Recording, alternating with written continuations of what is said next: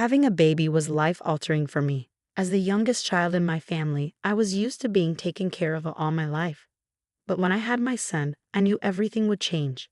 However, I couldn't have anticipated just how rocky the start of my motherhood journey would be. Hi, I'm Gwen, and at the age of 26, I had my first child. My son Heath was everything to me and my husband Hugh. From the moment I heard him cry in the hospital, I knew I was going to dedicate my entire life to him. After all, that's what parents do, right? Well, it doesn't go that way for every parent. This is where Hugh's mom, Trish, comes in.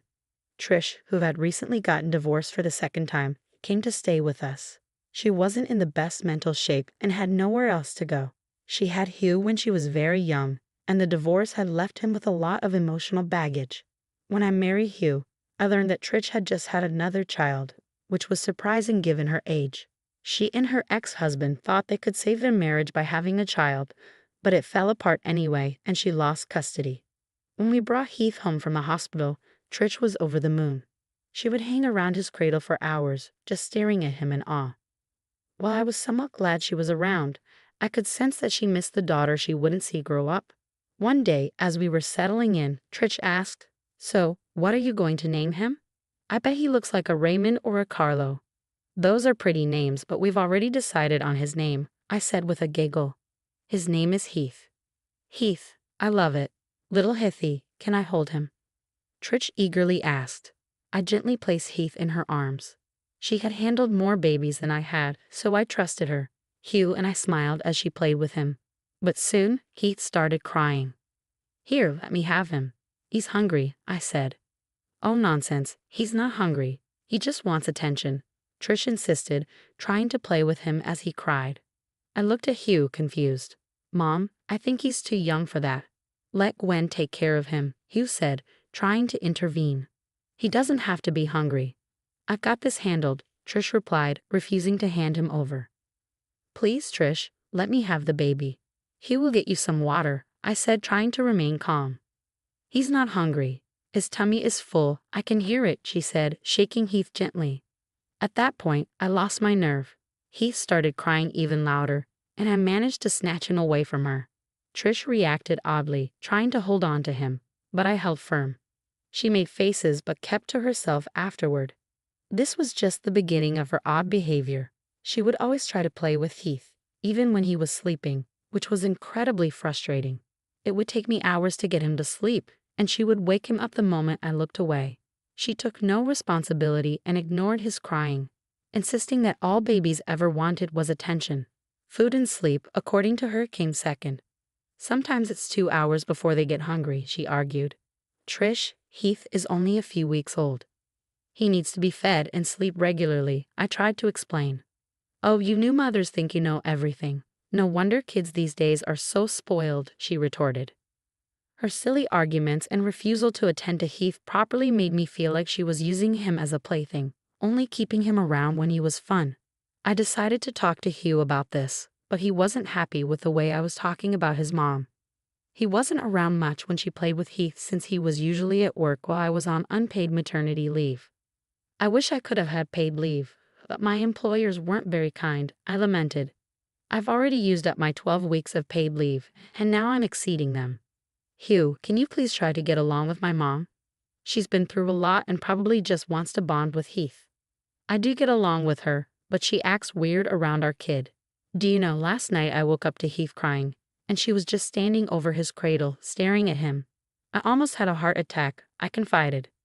"She said she wanted to play with him but knew I wouldn't be okay with it, so she was just standing there looking. It was scary," I added.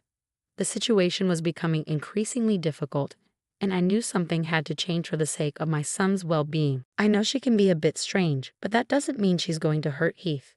Just be a little nice and persuasive, and she'll melt away. She's easy like that, soft-hearted like you." "I really don't know about this," I said, my anxiety mounting.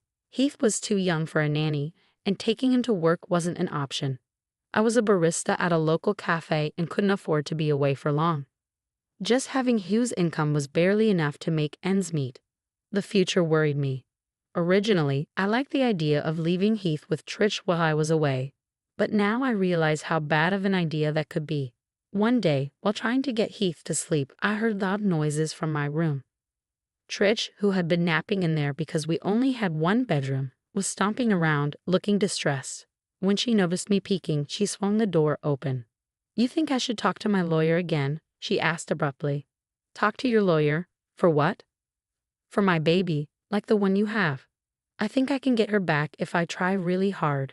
Maybe I could file a lawsuit against Tommy and prove he's not reliable for her to grow up with." Tommy was her ex who had custody of their child. I felt sorry for Trish. She was clearly in a terrible mental state, but I had to warn her about the potential consequences of her actions. "Trish, that's a reach. Even if you manage to prove Tony incapable of raising her, you won't get custody because that would mean both parents are considered unfit. She'd end up in the foster system until she turns 18. But then you can adopt her as soon as she goes up for adoption. You can bring her to me and everyone will be happy. You keep yours and I get mine." "Trish, no offense, but you sound like you're losing your mind. You need to relax and let go of this whole baby thing. You need help. Are you calling me crazy? Me, the mother of your husband? Do you know what I've done to raise him, the sacrifices I've made? And now you're taking this baby away from me. He's my baby too. Since when are we talking about Heath? If you want your child back, the only way is to be real and legal. Maybe you should get some help and then prove you're capable of joint custody. Don't lecture me. You're just a barista who caught my son's eye. You won't make a good mom, not like me. What's with you? We let you stay in our home because you had nowhere to go. And this is how you talk to me. I'm sorry life hasn't been great, but lashing out at me won't help." Shut up, I'm leaving," she screamed, coming so close I feared she might hurt me or Heath. But she didn't. The custody decision had clearly affected her deeply, warping her thoughts. When I told Hugh what happened, he got mad at me for letting Trish out on her own when she wasn't thinking straight. He didn't believe me when I told him she'd been obsessing over the baby situation. Later, she came back home, saying she'd been sitting on a park bench all day, though it had only been a few hours. She apologized and receded into the room to nap. She asked to help put Heath to sleep, but I was cautious. I wouldn't let my baby in her hands without supervision. Things didn't get easier. After this, there came a time when I knew I needed to get rid of Trish for good. Things really took a turn one day when we were caring for a sleeping Heath. "How much do you need to spend to care for a baby these days?" Trish asked. "Oh well, the diapers, other care accessories, and the cradle all cost a bit. Around $100 for the first month, give or take, if you're lucky. Baby-proofing the house after they start walking or crawling can also add up or require some creative solutions." "Why?" I asked. "Do you have something on your mind?" "Oh, nothing. It didn't used to be so expensive back in the day when I had Huey. Still, I wouldn't hesitate to have a baby. They're complete angels until they start crying. But yes, I'd give anything for little Heath." "So would I, Gwen. So would I. I'd be willing to give up anything for our baby." Her calling Heath our baby felt oddly uncomfortable, but I tried not to dwell on it. Days passed quickly, and Trish began going out regularly every evening around 5 p.m. She'd leave the house all dressed up and with her purse. I doubted she was seeing someone new at her age, so I figured she was just taking walks and trying to look good. Honestly, we were supportive of her improving mental health. Her behavior with Heath also became more normal. She no longer acted weirdly, would give me the baby whenever he cried, and even helped make his food and buy diapers occasionally. I was relieved she was finally feeling better and more like herself. I was even considering leaving Heath with her when I went back to work, which was going to be soon. But then one day, I heard her playing with Heath in the living room. I'd been taking care of him all day and was exhausted. I tried drifting off to sleep, but Heath's cries woke me up. As soon as I got to my feet, he became quiet. Then I heard Trish. "That's a good boy. That's a good baby. You're mine, okay? You're my baby, and Mom is going to take real good care of you. We're going to go flying away to a nice place where you'll have nice toys to play with. Don't you want that?" I wondered how much of what she said was true and how much was just play. When I fully woke up, I realized his cradle had been moved from my room. The cradle wasn't very heavy, but the thought of her moving it without waking me was unsettling. When I moved into the living room, my heart skipped a beat. The cradle had been modified, and she'd hung massive Christmas balls on top of it to distract the baby. They looked pretty, but they were made of glass and could have fallen on his face at any time. I quickly rushed over and picked him up quietly. "What are you doing?" "He's enjoying it," Trish said. "Trish, where did you get these Christmas balls?" "I found them in your storeroom. I thought he'd enjoy them." "Trish, those are really heavy. Not for us, but for the baby they are. How did you tie them up there? They look like they could fall at any moment." Hey, what's with all this constant accusing? I got the baby to be quiet, and you're still not happy with me. I appreciate that you got him to be quiet, I really do. I'm happy that you're getting along with him, but these balls are dangerous. His older plastic toy wheel wouldn't hurt him if it fell. How did you even get it down? I thought it was attached to the cradle. Oh, I ripped it off. It didn't take much. This is so much prettier. I don't see the problem at all. I understand, but please, let's take it off, okay? It could hurt him. Don't put the old one back on. It looks too weak to hold anything. Trish made a face and pulled the Christmas balls away. As soon as she touched them, 2 of them fell straight into the cradle, leaving impressions on the bedding. That's where my child could have been. Her intentions were good, but her methods were dangerous. She left us in the living room and retreated to my room to sleep. Afterward, she became a bit detached from me. Every morning, she'd go out and not come back for hours. Every time I asked where she was going, she'd reply, "Just the post office. I'll be back soon." The central post office was far from our place, but not so far that it would take the whole day. She continued whispering strange things in Heath's ears whenever she had the chance and smiled at me weirdly when I was around. Feeling increasingly uncomfortable, I opened up to Hugh again. "I told you, she's trying to get better. Why aren't you being supportive?" Hugh said. "She still acts oddly around him, telling him he's her baby and repeating her own name so he would say it first. You already know about the Christmas balls. I'm concerned." "No, you're overthinking this. She's taking care of our baby. Yes, the Christmas balls were a slip-up, but you handled it, and she won't do it again. Okay? You need to help her get to the post office for whatever reason she's going. I've asked. She just says she'll manage and goes away, not coming back until evening." "Hugh, she's obviously not going to the post office every day. Why would she?" "Because she used to work there and has friends there. Maybe she's gotten herself a part-time job." "Then why would she tell us about it?" "I don't know. Look, just relax and stop keeping an eye out for my mom. She's innocent. There's no need to incriminate her." That was it. I kind of lost it when he refused to believe me, no matter what I said. The time for me to start going back to work was approaching. I knew this moment would come sooner or later, so I decided to prepare. Without letting anyone know, I installed the baby monitor in the wall, hidden from plain sight. When both Hugh and Trish were out, I got it set up. When I started working, Trish began staying home. Most days seemed normal. She'd take Heath away to play and then put him back to sleep. I was only working part-time, so I'd be back before it was too late. But one day, I heard her talking to Heath on the baby monitor. "Oh, we're going to fly away, Heath, me and you. Mama has been working so hard at school. Teaching little kids like you will be someday. Oh, Mama has so many plans once she runs away with you."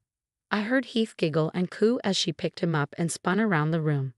"My baby, oh little baby. Do you like spinning? Do you like it? Of course you do. We're going to go far away from your little cradle. I'll get you a new one with big shiny balls on it, and you'll have a pretty mom, unlike your mom. We'll make Daddy run away too. Yes, we will. Yes, we will."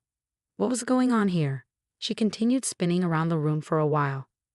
When she finally sat down, Heath started crying. Within moments, she put him aside on the edge of the bed and held her own head in her hands, as if she had just gotten vertigo from playing with him. My soul almost leaped out of my body when I thought Heath was about to fall off the edge, but she picked him up just in time and put him back in the cradle. "You keep crying, and I'm not giving you any more attention. In my house, you'll earn discipline from the get-go. Children these days, I swear to God," she said and slammed the door. I was starting to get really concerned. I had recorded the whole footage and considered sending it to Hugh, but I had to make sure I wasn't being delusional. That day, I went home early, worrying about Heath. Trish opened the door for me, looking all worn out and tired. She yawned and without saying a word, went back to sleep in her bed in the living room. I rushed into my room and quickly fed Heath. He cried for a bit but then fell asleep again. He wasn't quite taking to the bottle yet. Once things were quiet, I locked the room from the inside and began searching. Trish always kept a big red purse with her whenever she went out. I had to find it. After rifling through my room for almost an hour, I found nothing. Where could she possibly keep it? Curious, I went outside and saw it hanging from the coat rack. I grabbed it, making as little noise as possible, and lo and behold, she had been speaking the truth. She had a teacher's ID card for a school and a plane ticket in there. The ticket was scheduled for the day after tomorrow. I was blown away. This woman had been conspiring to run away with my child. I kept both items to myself and sent the video to Hugh, asking him to come home as soon as possible. This can't be real. Oh, for God's sake. Still think I'm overreacting? I asked. Hugh held the ticket and the ID card in his hand after watching the footage. He was completely speechless, but now everything had become clear. Trish had worked for months to save up enough money to make these arrangements. She clearly needed a lot of help. Hugh didn't have a word to say in his defense, but he said, "We'll need to call my father." Jonah picked up the call quickly. When Hugh filled him in, the conversation was quite saddening. But one thing was for certain. We had to get rid of Trish. She did not belong in our house. You think you should leave her in a retirement home? Jonah suggested. That's what I do. I don't know. I think she needs to be put in psychiatric care first, Hugh replied. So the bottom line is you want her out of the house for good? Yes, please. Okay, well, I'll come over to talk to her in person. Let's get started. Jonah had been around when Heath was born. He and Trish would butt heads over the smallest things, so it was a bit uncomfortable, but he showed up anyway. Hugh and Jonah talked to Trish, and there was a lot of crying and yelling. He's my baby. No, he's my son, Trish. You need to get out of here before we have to forcefully remove you. Oh, I'll see how you remove me. I had lost my patience by then. Trish had done so much to anger me that I wanted her out of our lives for good. You will never set foot in this house again. Just go away. Keep your hands off my son. Enough. The two of you. Mom, please don't make this complicated. Come with us, Hugh pleaded. The fighting continued for a while. Finally, we decided to place her in a retirement home for good. The people at the nursing home said they'd give her some psychological help as well. I didn't care anymore. I tore up the plane tickets in front of her and called the school she worked at to let them know not to have her close to any kids ever again. I may have overdone some things in my anger, but it was all necessary.